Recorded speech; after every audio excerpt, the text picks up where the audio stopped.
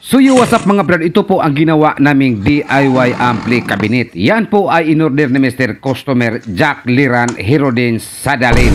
So ngayon ipapakita po namin sa inyo yung sa loob nitong DIY ampli cabinet na ginawa namin mga brad. Ayan po ang sa loob. So bubuksan po natin. Yan po ang sa likod at ito po ang sa harap. MCB Cebu, the best! At yan po ang sa harap mga brad at ito po ang sa loob. Yan. Bali, isang power amp at dalawang intake amp ang ilagay ni Mr. Customer dyan. At ito po ang time na sinisit up pa po namin or yan po ang time sa pagkabit pa po namin ng mga twist lock. One beat, one dance, one vision. Wow, Cebu! The first Cebu Sounds Expo 2024. At nung time na yun mga brad, sa pagkabit pa po namin ng mga twist lock or sa pag-sit up pa po namin yan, ay yung kulay pula na pintura mga brad ay hindi pa po to masyadong tuyo kasi nung araw na yun ay pagka umaga pa po namin yun pinipintura. At yan po ang sa top view. One beat, one dance, one vision. Wow, Cebu! The first Cebu Sounds Expo 2024. At nung time po yun sa pag-pick up ni Mr. Customer ay tinanggal po namin yung cover sa harap at sa likod kasi hindi pa po ito masyadong tuyo mga brad, yung kulay pula kasi pagka umaga pa po ito namin pinipintura. Tapos pagka tanghali pinipick up po ni Mr. Customer. Ayan po si Mr. Customer. Bali, isang P9 na power amp at dalawang intake amp at 6 na processor ang ilagay ni Mr. Customer dyan. One beat, one dance, one vision. Wow, Cebu!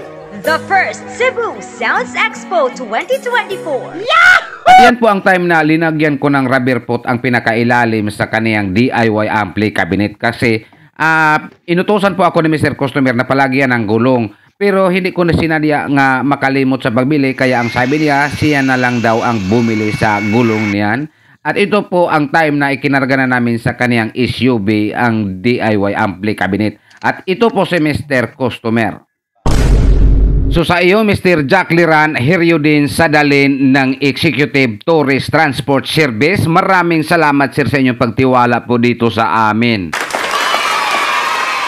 By the way mga brad, kahit palagi na po kaming gumagawa ng ganyang ampli cabinet mga brad, ay may pagkakataon po mga brad na magkaroon ng konting diferensya. Tulad na lang nitong in-order ni Mr. Customer dito sa amin na DIY ampli cabinet. Yung processor portion mga brad ay sumobra daw ng, ang sabi niya mga 3 guhit lang daw. Pero siya naman po ay nakaintindi sa amin, siya na lang daw ang nagbawas ng konti. Ditong banda mga brad ay papakita po namin sa inyo. This is MCB Cebu Baker, the best! Yan po ang sumobra ng konti mga brad. Ang sabi ni Mr. Customer, mga 1/8 or 3 guhit lang siguro. Kaya hindi po makapasok yung casing sa kanyang processor kasi sumobra po ng 3 guhit. Pero pagkatapos po niya binawasan ng konti mga brad, yan po ang forma sa kaniyang mga processor. Saktong-sakto na po mga brad, kasya na po ang kaniyang mga processor. At ito po ang time sa pag-pick up po nila. This is MCB Cebu Baker, the best!